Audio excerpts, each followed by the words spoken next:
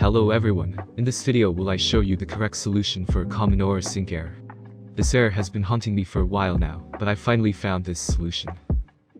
I will now show you the error and after that how to fix it. So this is what the error looks like, and I will now reveal the solution to this problem for you. Follow what I'm doing.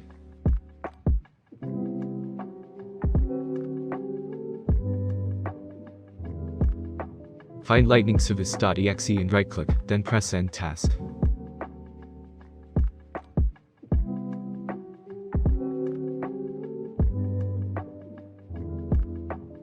Now, try opening AuraSync again.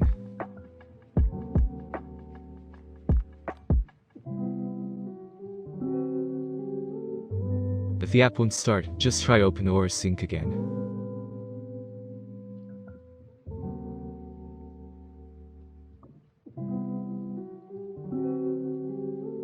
And look at this, AuraSync opens normally without any problems. Thank you for watching this video, and I hope to see you in the next one. Bye.